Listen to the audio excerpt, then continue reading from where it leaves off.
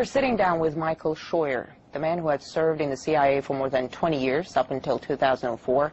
At one time, he was the chief of the CIA bin Laden unit.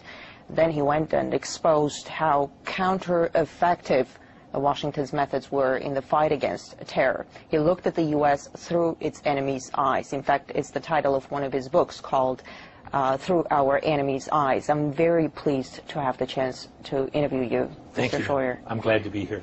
Bin Laden is gone. Who is Washington's #1 enemy now? Washington's enemy is an enemy that doesn't exist. We're fighting an Islamic enemy that Washington believes is out to kill us because we have elections, because we're free, because we have women in the workplace. It's an enemy that doesn't exist. It didn't exist when bin Laden was alive. It doesn't exist now. America is being attacked because of its foreign policy in the Muslim world, because of its support for Israel, because of its support for the Saudi police state, because of its presence on the Arab Peninsula. And until we accept that, until Americans can say to each other, whether you support aid to Israel or not, our relationship with Israel is causing this war, we are not going to be able to defeat this enemy. And Israel itself as a country is not the problem. The real problem is the leaders of the Jewish American community in the United States who influence and corrupt our Congress to support Israel when we have no interest there. You imply that the Israeli lobby is dragging the United States into the wars, into the conflicts? They're absolutely dragging us in. Iraq was a war that was proffered or was called for mainly... Then let me ask you this. Yeah. The situation in the region, in the wake of all these revolutions in the Middle East and North Africa, yes, you can pretty much describe it as turmoil. Turmoil is no good for Israel. Isn't there a contradiction to what you're saying? Well, the American political establishment is caught between two things. They're extremely pro-Israel, and they're almost Marxist in their belief that democracy and the spread of democracy is inevitable in all places, in all peoples, at all times. And so they need to protect the Israelis, but they can't say what is a reality. For example, there is not going to be a democracy in Tunisia, or Libya or Egypt that in any way resembles democracy in the West. And yet what they've done is create anarchy. They've created a situation where the only beneficiaries are the Islamists.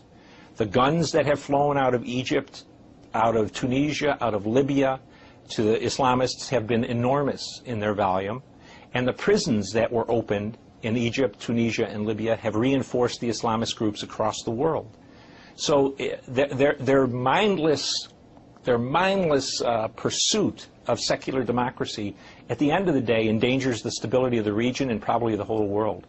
Are you saying we're going to see further radicalization of the region? Oh, especially in Africa. Yes, ma'am. The guns that are flowing out of the three places where there were Arab Spring revolts are going to cause problems in Somalia, across North Africa, and in Nigeria. Let's talk about Syria. Yes. Syria says the earth will start shaking if anyone intervenes in their internal affairs. How badly does the U.S. Is the U.S. trying to interfere? Oh, I think we're interfering unconscionably. Until they removed the U.S. ambassador, he was running around the country trying to encourage groups to overthrow the Syrian government. That is not the role of any diplomat, United States or Russian or Chinese or British. We have really very cold-bloodedly urged Syrians to get out on the street knowing that they're going to get shot down by their government. Again, Syria is a country where there is no U.S. interest. Since I was a little boy, we've been afraid of the Syrians, and if you look at the map, it's hard to imagine that little blot of country called Syria could be a threat to the United States. The CIA has reportedly worked with the Syrian opposition for years. Well, I'm not sure we worked with the Syrian opposition. We've certainly worked with the Syrian government. Cables, well, I haven't. Yeah. Well, then, if it's there, it's there.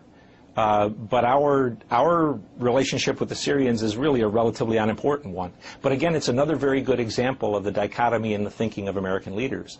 Because as we call for democracy in Syria, if Assad goes, Israel's security goes straight down. If the region becomes a complete mess, doesn't Washington see any dangers to Israel? I mean, with Iran involved, it won't be pretty. I think that's exactly right, ma'am. I don't know what the thinking is, except that they have come down on the belief that democracy is better for everybody. And the truth is, American and Western foreign policy interests in the Middle East have depended for 50 years on the maintenance of tyranny.